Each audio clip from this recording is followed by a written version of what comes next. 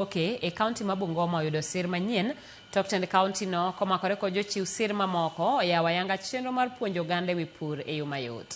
Chenro no geto miyo jopur yot ka gitiyo kod yore manyasani maneno ni chiemo yudore moromo.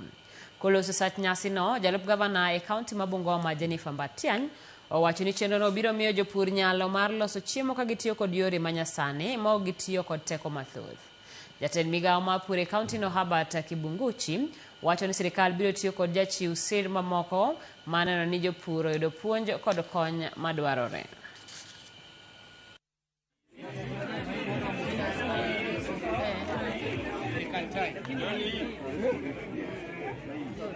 Mko na mahali mnaenda kuuzia hiyo mazao.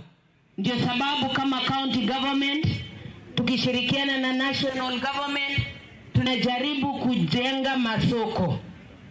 Katika county nzima ya Bungoma tunaenda kupata markets, modern markets 20. Tunavyoongea saa hii 16 na tunang'ang'ana tuhakikishe kabla Disemba tuwe tumemaliza hizo market tuweze kuanza kufanya kazi. So lazima tuanze kuproduce chakula ya kutosha kwa watu wote wenye tunaleta duniani.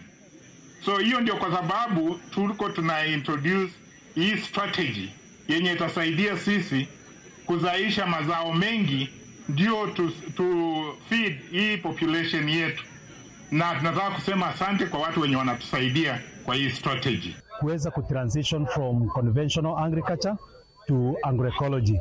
Kwa sababu tunajua kwamba jinsi kilimo inaendelea siku hizi ni ya kwamba watu wanapenda sana mazao ambayo imeproduziwa kwa njia ambayo haina kemikali ambazo zinadhuru afya na ambayo pia inaangalia usawa wa mazingira. Kwa hivyo hiyo ndio jambo kubwa sana ambalo tumeweza kushuhudia siku ya leo.